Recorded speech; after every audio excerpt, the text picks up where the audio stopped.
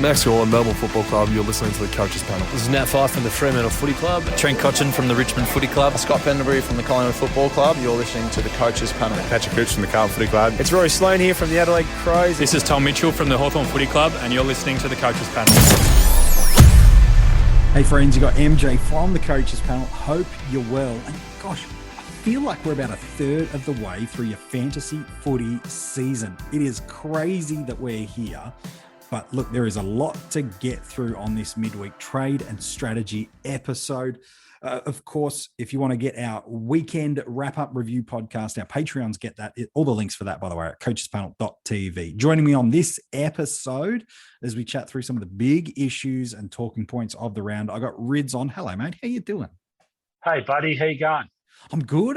And it's a fascinating week. Now, later on in this episode, we want to get to some Patreon questions. We want to get to that. I want to talk multi-buy rounds. Of course, we'll talk all the formats. So if you've only got time for one podcast, but you play multiple formats, we got you covered.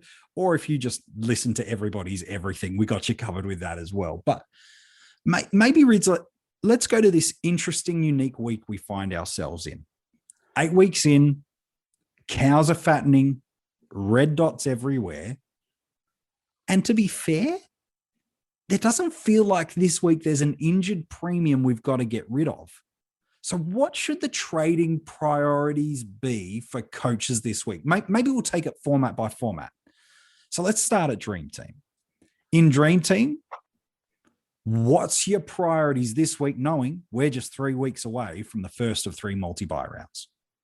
So Dream Team's really, and I suppose we can add SuperCoach into this discussion as well. Just if we just say the limited formats, everyone's probably gone crazy for the last couple of weeks, trading this guy, trading that guy.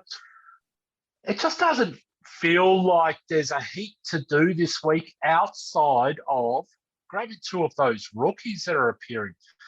I don't know whether we're going to have a better, like I said this a couple of weeks ago, this week, though, it just feels like, Collier Dawkins has got some sort of, I hate saying job security because I don't think any rookies got job security at this stage in the year. But he's probably going to have a few games. He's going to get a run at it. He's got the best available opportunity to have job security. So I understand what you're saying there. Yeah. And I reckon there's a guy in Magpie Land, Poulter. Caleb Poulter. He's got the worst haircut. That's a big call from you. Oh, it's a shocker. It's an absolute shocker of a haircut. But he actually showed a bit last week. He can play, can't he? Yeah, he could. So I reckon this just feels like a week. And the best thing about these 2 guys, okay, is the buy rounds. Round 13, round 14. It's absolutely smells like, hey, we may very well luck ourselves into 2 decent rookies with the later buys. And we're about 3 weeks away from hitting the buys. It just feels about right, doesn't it? It feels right. I'm really intrigued. There are 3 cash cows that are a front of mine. And then I think there might even be a 4th that's on the bubble in these limited trade formats. In AFL Fantasy, you play a week, your price moves unless you hit your break even. So there's Caleb Poulter, mid-forward, not basement price, but close enough to it. So he's a solid option. Then there is the Riley Collier Dawkins, a little bit more expensive in some formats, but we've already talked about him. Then there's 2 guys, because we've talked about those 2 already. I'm intrigued to get your take on these next 2 guys, whether a coach has jumped early on one of those boys, or they'd rather go this way. Ryan Burns, midfielder, basically at a basement price across the formats. Again, AFL Fantasy, he's already had 2 price changes. And then there's Owies, Matthew Owies, basement price forward across the formats for us. Is it just as simple as Collier Dawkins and Poulter across the limited trades, or should we consider either of these 2 as well? Now, we recorded this on a Wednesday night, and luckily for us, only about an hour ago, we've heard a little story about Zach Jones pulling up with an injury. So potentially out for the year. Ryan Burns, there has to be good news for his job security and prospects of playing, because I mean he's done plenty, hasn't he? Yeah, and Gresham's out for the year. Yeah, I'm thinking that he's definitely an option. Again, round 14. Yep. Absolutely beautiful. You might have missed another one there as well. There's a rather tall ruckman down at Doggy Land. Stefan Martin's out for 2 to 4 weeks. Jordan Sweet is another one for those getting a bit frustrated by Matt Flynn's non-selection, while he's still got cash to make in him, it is a lot of cash sitting on the bench that coaches are thinking about. Well, I mean, you can free up nearly 200,000, if not more, across the formats by just hitting a guy at that price. But we know that Sam Hayes potentially is going to come into Port Adelaide now. Yep. Be the number one ruckman for the next 3 to 4 weeks with Lysette. There's always that risk, though, isn't there, of Peter Laddams or whatever else jumping in if he does have a bad game. This is what I'm saying about job security for rookies. They're all a week or two away, aren't they? Oh, it's crazy. There's so much gibberish going on in this world with Twitter and social media, and everyone's talking about, oh, this guy's got a good job. Reality is, any rookie is one bad game away from having no good job security. And we've said that for the better part of 10 years now. MJ? For the better part of 10 years. And the reason is, what's the narrative for why they're in the team? And can that follow suit? So a Caleb Poulter has been good for 2 weeks, but Taylor Adams has said he's a fortnight away from playing. You can't tell me if Nathan Buckley's fighting for his job, as good as Poulter is, and they're different players, I get it. But then you move the magnets around, you move a Chris Mayne up and down the ground, you move a Josh Thomas somewhere. You can't tell me you're not going to take an elite inside midfielder over a developing kid if you're fighting for a contract. Same with Adelaide. They're going to want to play kids. North Melbourne, the same. They're going to want to play kids. But there's a Dumont sitting in North Melbourne's VFL side that's coming soon. There's a Matt Crouch that's not far away from the Adelaide Crows midfield as well. So it's all about what's the narrative, what's the logic, what's the reason, and make sure you know why. Because you're right, Rids, even a Collier Dawkins, he has a bad game this week, even with Richmond's depleted injury list. Gosh, there's a Josh Caddy who's not far off being ready to go too. Well, you may see Hugo Ralph Smith come in. You might get a game. You might see Thompson Dow, who's just around the corner. He's just come back from appendicitis, I think. That's true, yeah. So he may get is deserving of a turn, extended turn. We need to talk about Matthew Owens. All right, let's do that. Okay, so he's probably got as good a job security as any of them. Yeah, I think that's fair. I keep looking at Carlton. I keep going small forwards. I mean, Eddie Betts, God bless his soul, he's been an absolute stalwart. Yeah. But the fact of the matter is, he is pretty much in the last year of his career. I agree. They're going to have to. Now, Owie showed plenty last weekend. It was good. Good pressure. So I reckon he's pretty much going to be the heir apparent at some point in time. Yep. There's going to be Carlton have got quite a few out. They've got a few to rotate through. So it's one of those tricky ones again. But just based on last week's performance, I mean, why not? But he is a small forward, MJ. That's the challenging thing, isn't it? Yeah, well, James Rowe owners know the ups and downs of that. Yeah, look, I mean, they could be as great as... I mean, James Rowe on the weekend absolutely killed it to half-time. And he scored 40? 40 in Dream Team and Fantasy, yeah. And then he scores about 3 points from then on. Yeah. It's just one of those ones where you just got to be... I like to see the rookies in the midfield if I could. Yeah. I think Collier Dawkins will probably get a few games. He'll get a lot more centre bounce attendances. He's going to have opportunity. That doesn't mean that he's going to score. He's just going to have opportunity. And sometimes that's all we can ask for, isn't it? So I'm really intrigued about this rookie conversation because while it feels like that midfield and forward stocks with an Owies and a Poulter, let's call him the forward just because he does have that eligibility, and the Bynes and the RCD, we've got plenty of available options through there. I still feel like a problem part of the ground for coaches is that backline right across the formats. Bunch of coaches still waiting and hoping for Thomas Highmore. And with news of James Frawley being potentially available as early as this week, and Brett Ratner said multiple times he's not really going to change a winning combination. That's nerving for people.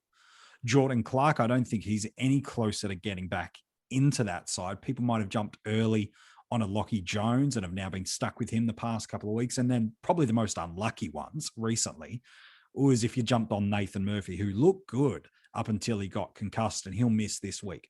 So there are some coaches, I do see them potentially running with it at donut at D6 this week. What would you say to a coach that finds himself in that position? I know it depends on their league or overall ranking focus, but what would you say to a coach who's staring down a donut in D6 and no real good cows on the bubble this week in a back line? Okay, so I'm sort of in this situation myself in Dream Team.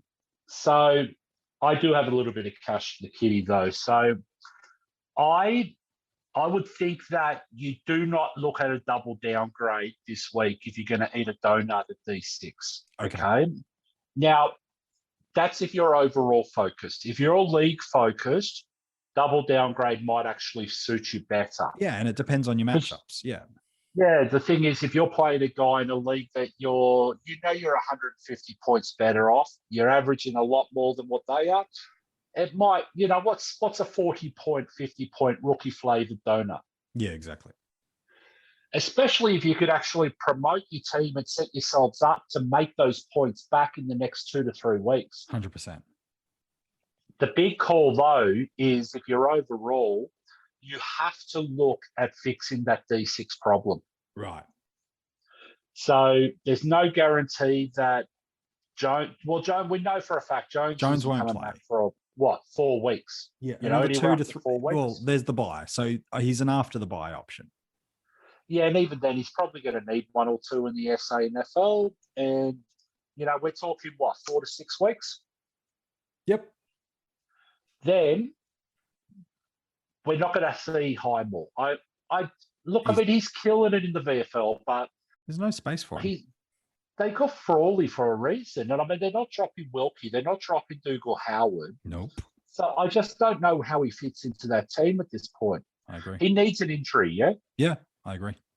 Now, a couple of weeks ago, he wasn't getting a game when there was Carlisle and everyone in it. He's not going to get a game now when Frawley's back. They went and headhunted Frawley. Nope. So there's about as much chance of Highmore playing this week as there was 3 weeks ago, and he didn't play. So I don't see that changing, especially now that they're winning. And they're playing a massive game this week. They've probably got the game of the round against Geelong. Yeah, it's going to be a ripper Friday night. Yeah, so I just don't see that happening. At least we're going to know what happens. Okay, that's true. First game of the round. You have to fix that problem. So what you need to do, though, is you need to actually have a bit, you might need to get a bit creative, MJ. Now, I'm going to throw a couple of names at you. I don't know how good they are. I don't know how good they're going to go. But there are a couple of options there, okay? Okay.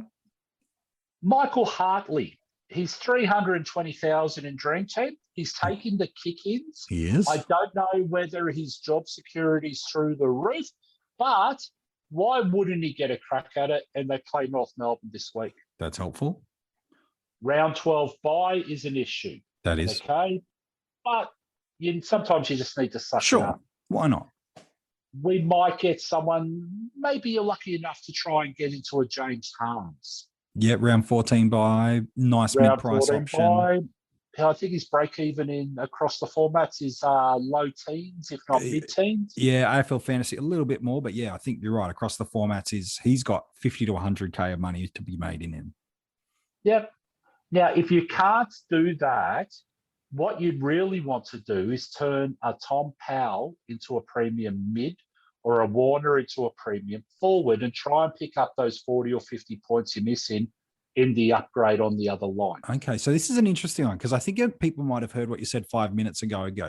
You can't double downgrade. And they're going, well, but Tom Powell looks tired and he's nearly topped out in price. Different in AFL Fantasy where he's a forward eligible, I understand, but let's keep that.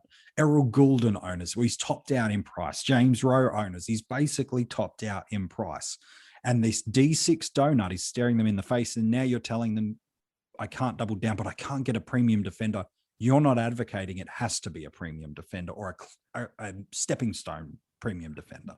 100%, because the problem that you got, okay, is if you go to someone like a Hartley that's using a trade, and then you're going to have to go from a Hartley to another one that's using another trade and potentially needing another trade to free up the cash to do that. Yeah. So if you can't get to Harms, who is right on the borderline of, if he plays and continues to play midfield, he's probably serviceable enough to stay D6, as a D6 at worst. At worst, yeah, I agree. And that's something I'm definitely looking at myself. So I'm not suggesting anything that I wouldn't be looking at myself.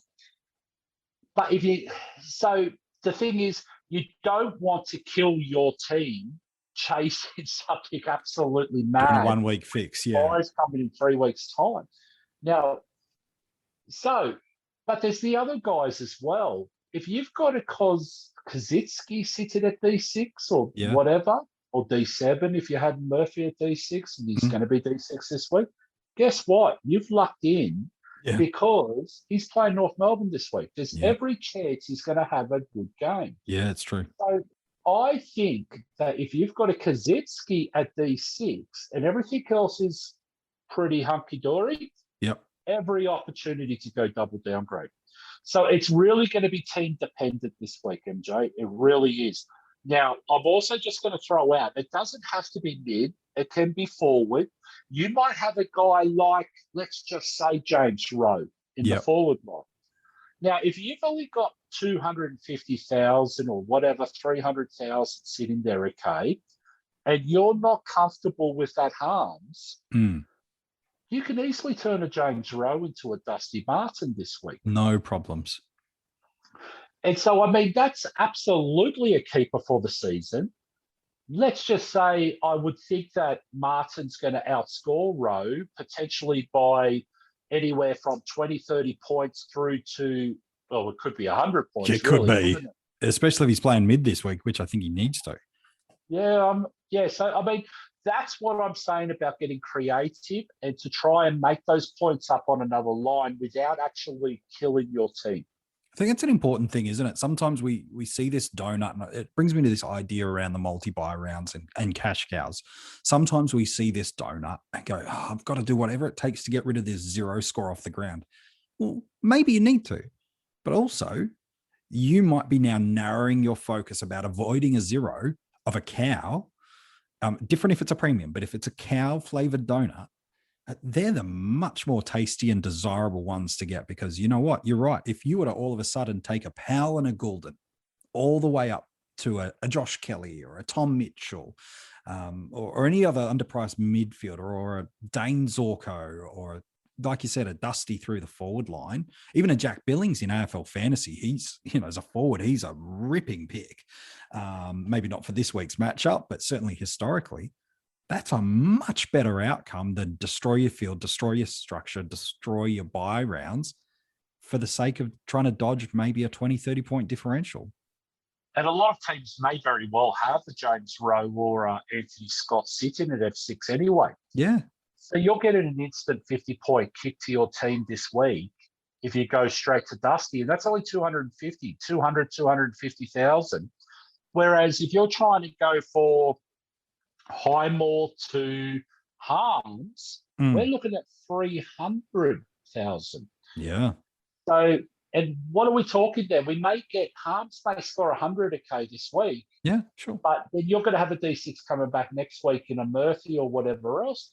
You may have always planned to have done that upgrade in another line. If you could pick up 50 out of that 100 and not kill your structure and stick to the same plan, I think that's actually not a terrible outcome. Put it up there. I think that's a really good point, because the thing you should be starting to factor in for not just the buy rounds, but for where your team is now and where you want it to be in 6 weeks' time at the end of the multi-buy rounds is, what does your side look like with premiums for the rest of the year? Not keepers, because injuries come.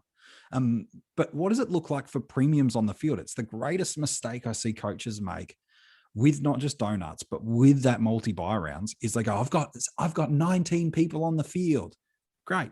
How many of them are going to give you a score over 80 every week as a premium?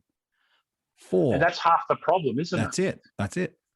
So everyone's going, oh, round 9, round 12. Yes, I've got 18 so far, and they've only got 7 premium scores of 100. You're not going to get 1,200.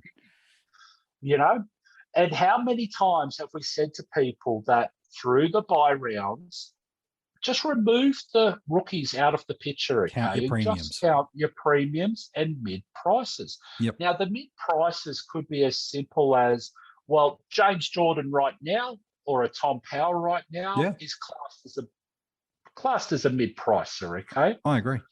They're not going to be a stepping stone any higher. They're pretty much maxed out to where they are because they're a higher rookie. Mm-hmm. They're fattened out. Their price range is of a mid-pricer right now. That's the whole idea of it. So count them with scoring because they're going 70, 75 anyway. So they're scoring like a mid-pricer.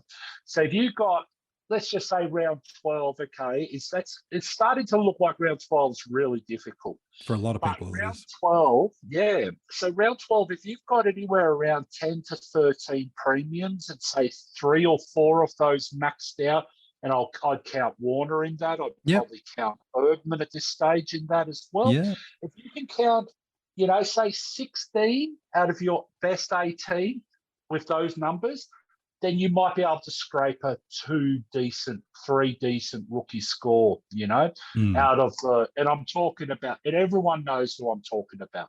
I'm talking about the Anthony Scotts. I'm talking about the James Rose. I'm talking about the Finley Craze. I'm talking about the Sam Berry. The Kazitskis, the whatever. Yeah. Everyone's got them in your team. Go log in your team and have a look at your bench. You got 2 or 3 of them on the field probably still. You got plenty of them. So, and that's going to be how you negotiate. So what does a coach do? Let's look at this round 12 multi-buy round, which, by the way, across all the formats, you've got the same availabilities of 3 trades a week. Now, AFL Fantasy, it's a use them or lose them, whereas Dream Team and SuperCoach, it factors into however many of your available 30 have left. But in that round, you've got GWS, Hawthorn, Geelong, North Melbourne, Port, and Gold Coast. There's 3 interesting guys I'm keen to get your take on. Kazitski and Bergman, probably more secondary, but we'll get to them in a second because they've maybe got a little bit more cash to make, maybe just a little bit more to go. But Tom Powell is pretty much maxed out, pretty much across the formats. Now, he's got forwards eligibility as well in AFL Fantasy, which does help coaches. He's starting, in my eyes anyway, looks like he's just starting to slow down. He's played 8 weeks of footy. He's been fantastic for North Melbourne and for fantasy coaches. But there's just some of those signs of a young developing body starting to slow. With 3 weeks before the bye rounds, could we downgrade him to a Collier Dawkins? And then does the other trade have to be an upgrade? Or could we double down if we're not copping that D6 issue that you alluded to?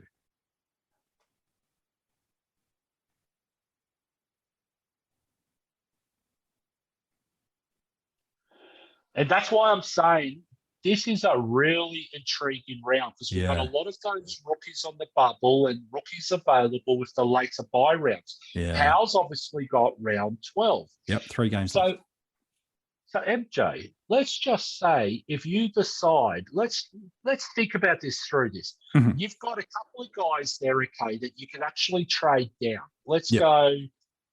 Let's just say out of absolute Farah. Yep.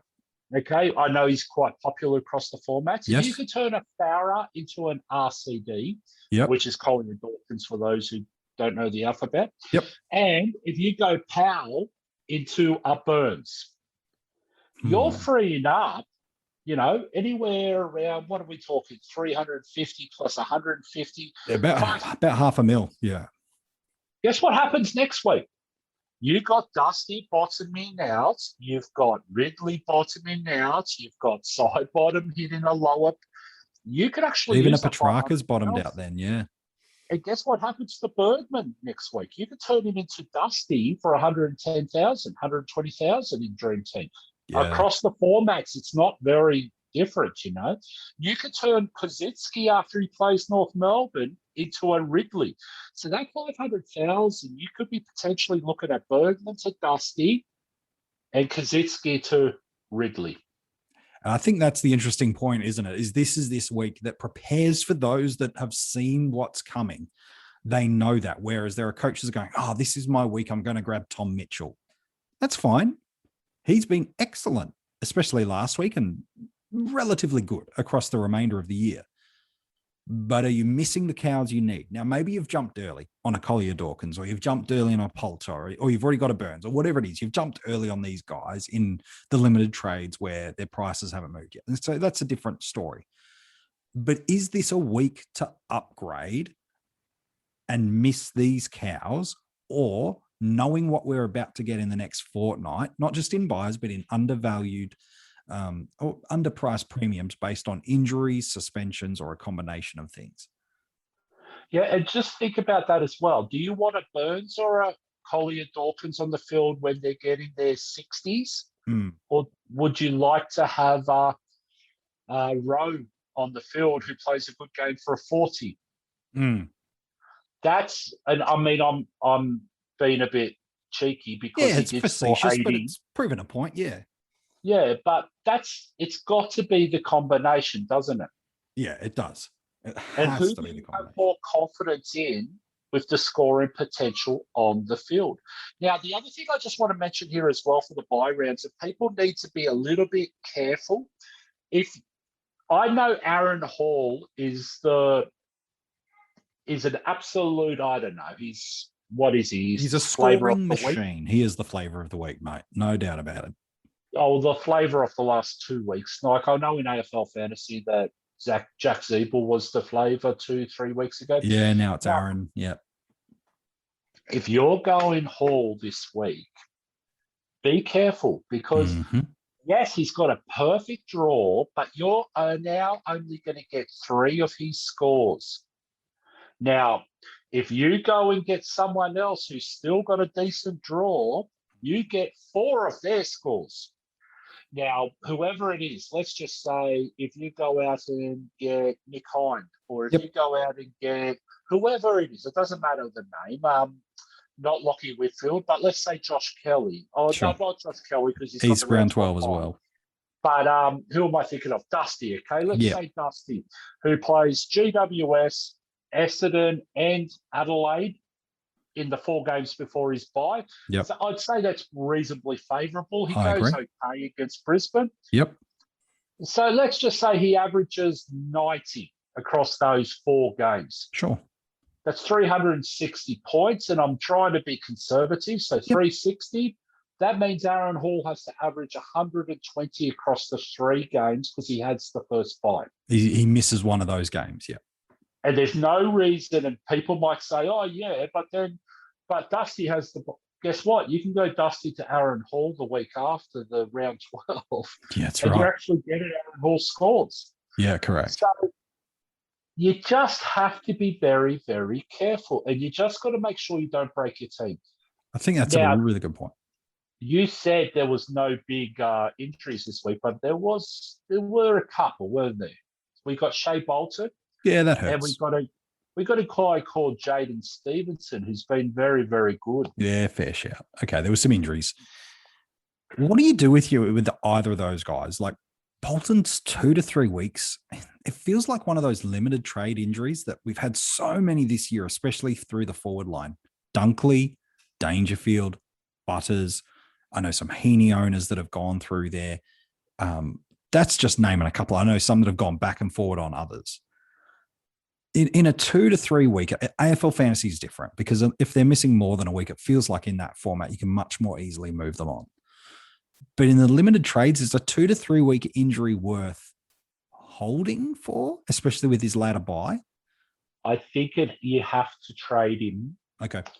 We're still 3 weeks away from the round 12 buy and the buys coming into it. I just think you have to trade him and then hope for the best. Right. And hope he stays for the 3 and they go conservative and then they give him the buy round in 14 off. Well, see, the thing is, if you hit round 12, okay, and you're carrying Injuries. maybe 2 of these injury guys, and you're only bare minimum 18, 19, as we were saying before, premium-wise, you cop another premium injury or suspension, you're really cutting it thin and you're going to lose a lot of ground. Now, the other thing with Jaden Stevenson is it's 2 to 4 weeks, so there's every chance he may not be back for round 13. I thought Stevenson was like closer to 6.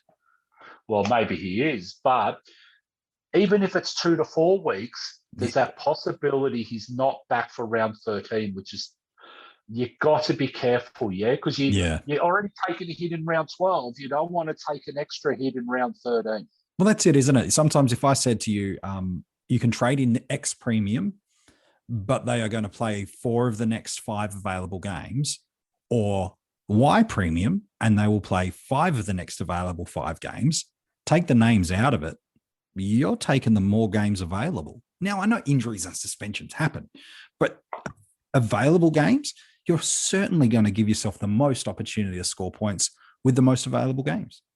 100%. You got it there, mate. All right. I guess I'll have one last question before we get to our Patreon's questions. What do coaches do if they find themselves burning hard through trades already this year because of injuries? Because it feels like a lot of really relevant guys have missed. Neil through the midfield is probably one of, if not the biggest name. Dangerfield, Dunkley are certainly 2 of the leading candidates through the forward line. And then people might have gone a little crazy, is a polite way, of moving a Daniel when he missed a week, or moving a Dusty when he missed a week, and a few things. What are coaches doing? Again, it's more limited trade formats, but I think there's some advice that's going to help coaches in AFL fantasy too.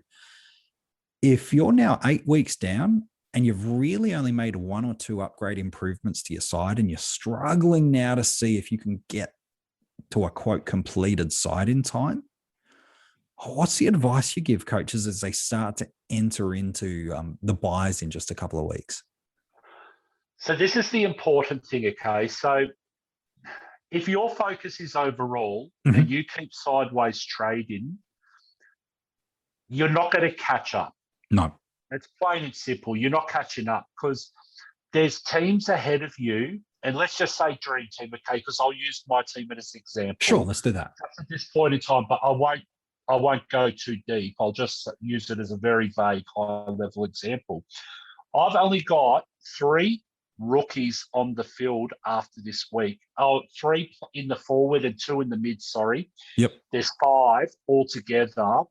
And I know other teams that have got anywhere from 3 or 4 on the field left. And if you've been sideways trading all day, every day, and not progressing your team, there's no way you're catching those guys, okay, those teams ahead of you. And I'll just give you an instance here, MJ. So the rookies that I've got on the field left after this week in Dream Team will be Powell. Nice. Jordan. Yep. Warner. Solid. Bergman. Fine. And Farah. Fine. Okay, we're not talking about Rose and Scotts and Kazitskis. Yep. Correct. So that's why it's very, very important. If overall it's your focus. Now, if league's your focus, different you may story. be able to have a look at your other teams and see how progressed they are and actually plan for that. Play the matchup game, yeah. Now, what do you do if you've used a lot of trades and you're burning them out? You actually have to start looking at the buy rounds, okay, and going, okay, which buy round can I get through without using a trade? Yeah. Because that will conserve you 3 trades across any format at any point in time.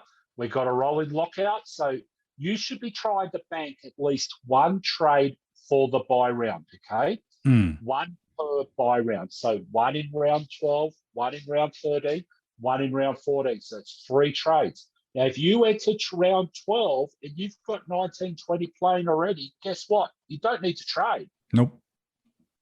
So you just sit. Very disciplined. And there's your 3 trades served already. Yeah, that's really good advice.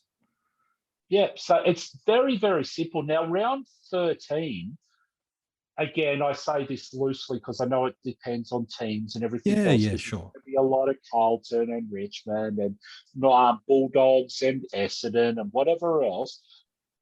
Really, though, round 13 should be the easiest one to negotiate, and you may not even need to trade leaving round 12. You just got to plan yourself out and make sure you keep playing in it. So if you've only got 16 on fill, but you got 15 of those as premiums, Yeah, well, you still don't need to trade. Yeah. Because I can tell you now, the other teams with 18 are probably likely to have 12 premiums. And if you could do a little bit of a guide in the rankings or wherever else, see where you sit in that, and then you can determine where you need to attack and where you don't. Yeah, I think that's really, really good. I think that's really, really helpful for coaches that are there. Last one, if you're playing overall rankings, but you're a little far off the pack, and depending on the format you play, far off the pack can be a number of different factors. In Dream Team, if you're outside the top couple of hundred, you're a fair way off the pack in that format, just because the volume of coaches isn't as dense, but the quality of coaches is really high. So it's harder to make up ground from if you're ranked 500 and 600, as opposed to, say, AFL Fantasy or SuperCoach, where there's still equally as high quality coaches, but the opportunities available of movement is higher because there's more coaches. What do you say to a coach who finds themselves entering into the buy rounds, knowing that the buys are their moving period? So they've got this 3 weeks before, the 3 weeks of, 6 weeks of planning and execution, 7 if you count 15. If they're in that 500, 600 sort of rank, maybe even 400 might be too far gone in Dream Team, but you get the point.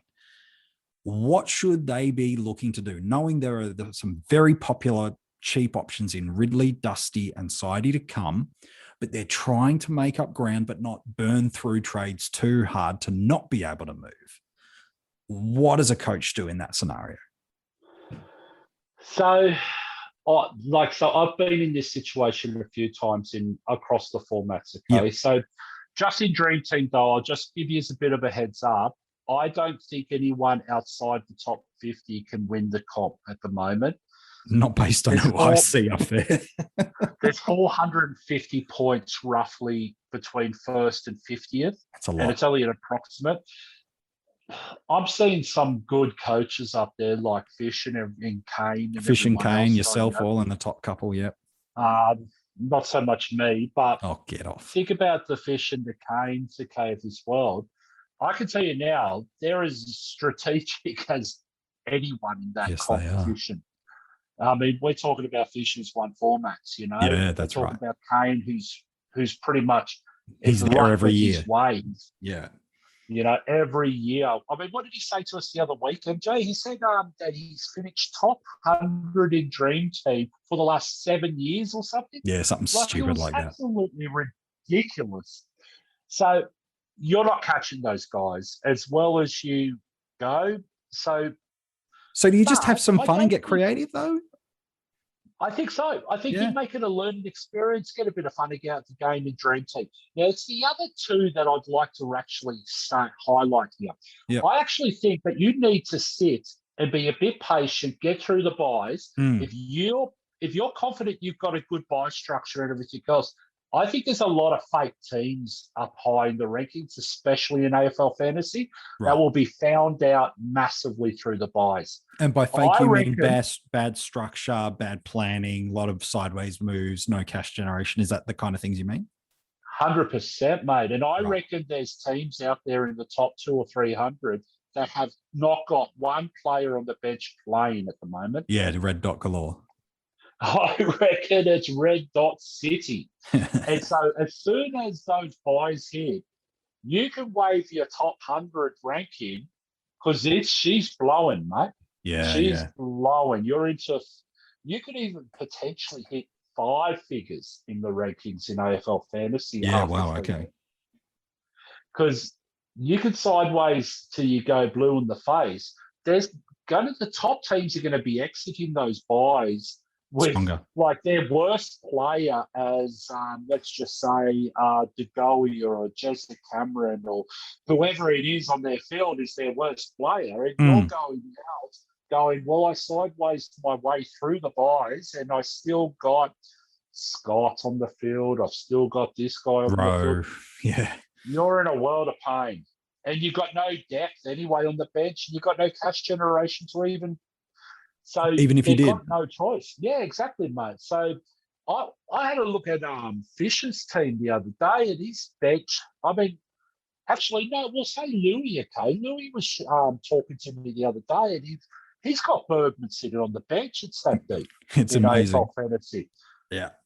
So if you think he's exiting those buys, wherever he is, I think it's the top 500 or something. Top couple of hundred he is, yeah. He's going with a rocket. He at the end of the buys, he's sitting in the top 100. He's looking at hat territory. Oh, yeah. So, Unless some bad luck comes his way, he's well on the way. I agree. and we got guys like Kane and Fish and everyone else, really high in the rankings, and they've got benches as deep for days. So you're going to have to be very, very careful. And they're not the only ones. We've got guys, okay, in the top team. I think the top team in AFL Fantasy, they've got one of the deepest teams I've ever seen in AFL Fantasy. It's pretty scary, isn't it? He's still losing points on second. Yeah, exactly. He's still losing points, though, on the second guy who's flying up the charts. Yeah. So there's going to be, I think, just have a bit of fun. Trust what you're doing. Wait till after the buys, because that's when the dust's going to settle. Yeah, it's a really good advice. That's the time where you actually see. Dream Team, no chance to just have fun.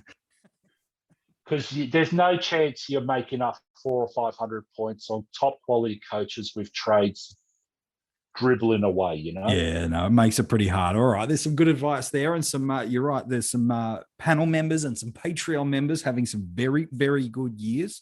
Let's get into some of these questions from our Patreons. Of course, if you love what you're getting from the Coaches Panel, you want to support us and also get some exclusive content, articles, podcasts, and exclusive group chat access. All the links for that are at coachespanel.tv. But here are some question reads. A lot of them are AFL fantasy question, but there's some good ones through there. By the way, Ian McRae, your question about buy structure, we've kind of already answered it on the way. So hopefully that helps you. But let's jump in. Alex Moore wants to know, does Flynn to Sweet and Goulden to Ridley get the tick in AFL fantasy, or should I try and go a Dow or a Brockman to a Harms type and keep Goulden? Whoa. Wait a sec. He's holding Dow and trading Goulden. That was one option, or should he get rid of a Dow and move to a Harms type? I think it's an easy answer, but I'll let you take that one if you like. I think he answered his own question. Option B. Yeah, I don't understand why you move. I know Goulden's slowing a little bit, but the thing is, Flynn's still got money and everything else. Mm-hmm. I'd probably hold on to Flynn for. Well, I think he needs the Flynn to. I think he needs the Flynn to Sweet to make the money to get the Goulden to Ridley. But if you can do the Dow or Brockman move to a Harms without having to get rid of Flynn, obviously that's a great move. But surely you can do it a different way, can't you? Can't you go like, Dow let's and just Brockman. say, I don't know, I haven't seen the team, Yeah, but why can't you go players. Brockman to Hayes? Yep. Okay, and use the utility, which frees up 110,000. How close does that get you Dow to Harms? It can't be far off. Yeah, I think it'd be pretty close too. Depending on how much money he's got in the bank, it's got to be close, doesn't it? I think it would be fairly close. All right, let us know, Alex, how you go with that. If that doesn't get you there, the good news is, as a patron, you can send us a message, my friend, and we're going to help you all the way through it. Next question, again, another AFL fantasy-based one, comes in from Kyle, good friend of the panel, and good coach too, by the way. He says, James Rowe, ? Is he in a third-year breakout in AFL fantasy? For a record, since he's come back into the team, he's gone 83, 92, and 115. And in round one, he scored an 89. Not a bad third year. Who's that one? James Rowbottom. 600K is worth in that format. I tell you what, I liked him last year. So I often go 1 year too early. So I reckon he's a goer this year. Yep, 600K, got a break even of 56 in that format. Look, maybe there'll be some other bettors there, but I think he's going to be a fantasy jet for a long period of time. I like that. Peter wants to know, in AFL fantasy, should we go after players like Harms at a cheap price who's going to make us some cash, or keep sticking to get to the fallen premiums? What's the difference between a fallen premium and a cheap premium? At the moment, not much, especially the way Harms is scoring. Harm's playing on midfield right now in a winning team. No Viney. No Viney, so he's not going to be dropping out of there for the next 2 to 3 weeks. I just think jump on Rowe. Well, yeah, I don't understand. It's the same thing, isn't it? Yeah, I think so too. Tony's got an interesting question. It kind of touches a little bit on what Alex was alluding to, but he's talking about Flynn. Now, if Matt Flynn's named, obviously all bets are off. But is he starting to get to the point in AFL fantasy where he's just holding cash when you do have a sweep, will likely have a haze coming through for multiples of those weeks? Again, if he performs poorly, Laddams might take the spot. But is it getting to the point now with Flynn's just too much money on the bench in AFL fantasy, or should we hold and hope knowing we'll probably get at least one more before the bye round? I think you've got to hold him now. Why is this holding him now and then trading him? So, he hasn't played for 2 weeks now, so we know Mumford's going to have a break, yeah? Yes. So at some stage, whether it's this week or next week or the week after, Flynn's getting a game of football. I agree. I don't see why you'd give it you'd rest Mumford next week, because there's going to be a game off this week, give him a break, then he's got 2 games on. And then another bye. Now, Mumford is so close to Mumford's doing Mumford things, dropping knees, doing what he does. Yeah. I don't want to say this, but he's an aggressive footballer. He's an aggressive-minded player. No, mate, he's a dog of a player. He will drop his body into you, any part of his body. He's a very old school footballer. He'll make you hurt for everything. He is. So you could actually get Flynn for a couple of weeks here if Mumford plays one more game. True. Flynn is break even 17. He's going to make, even if he only scores 70, he's making 35,000 in the first. There's still 70, 80,000 in Flynn if you can get 2 more games. Yeah, I just don't understand why you do that right now. You would have done it 2 weeks ago. Yeah, 2 weeks ago when you had the donut issues, fine. Now, if you've still got Flynn, you're not running him at R2. He's at R3 because you haven't been running the past 2 weeks of donuts. So I agree. I think if you're at that point, don't worry about it. Peter wants to know with Thursday night teams back, which that'll be next week, which means it'll be your traditional, by the way, style Friday and Saturday games will all be listed with the starting squads. It'll be extended squads finalized, we presume, on the Friday. Peter wants to know, is this a good thing or a bad thing for fantasy coaches? No, I think it's a bad thing, but it's a good thing because people are tired of what they're doing right now. Mm-hmm. But you know what it's going to do, don't you? Late outs are going to come back into vogue. They'll come back in fashion. You're going to go pick up a Jeremy Cameron this week because he had an absolute pearler game next week. And guess what's going to happen? The first time they name Thursday night teams, you're going to name it. Everyone's going to jump on, make their trades early. And I guarantee you, Geelong's going to give a late out to Jeremy Cameron. Or, it's just going to, you can see the mole off, can't you, MJ? Yeah, it's going to happen. I suppose the advantage dream teamers and super coaches have over AFL fantasy coaches is they've been much more accustomed to lockouts and the strategy that's involved in the timing and the knowing. I know life is busy and weekends are busy, but the advantage for coaches here with understanding and maximizing rolling lockouts is it can be the difference, not just in captaincy and vice captaincy loopholes, but also in saving yourself rookie scores when you don't have to cop them. It could be the difference over the year, 500-600 points, if not more. But everyone's whinging about this, but what I really believe that's what it's doing is teaching people discipline. You're actually not able to make the trades on a Thursday or a Friday and just stick with it. You're actually waiting to see what you're looking at the draw, you're looking at who to play, who not to.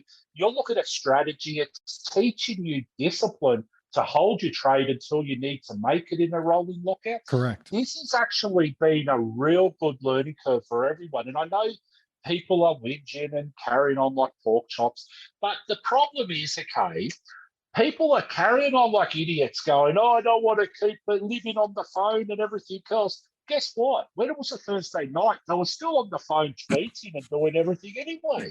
What's the difference? Set a phone alarm an hour out, check it and move on. I get sometimes it's difficult. So easy, yeah. There's a heap of stuff you can do. Get a friend to log in for you that's not going to be a jerk and he'll do it right. Like there's options, or do it in the morning of and give yourself as much available time as you can. There's ways and means. I love the discussions it'll create on a Friday for us with friends and all that. Like I love that part, but yeah, I actually like seeing people, this is terrible to say, I like seeing people destroy their teams in panic because it helped me. But we'll see. That could be anywhere. Last two questions, Riz, before we wrap up this episode. Stephen Summers wants to know, AFL fantasy question. Who would you prefer out of Harms and Cameron as a way of, not so much a like for like in terms of points, but as a way of generating cash and getting another rookie off the field? He's saying ignoring buys. Important because Cameron's is 3 weeks away. Who's going to make the most money over the next 3 weeks?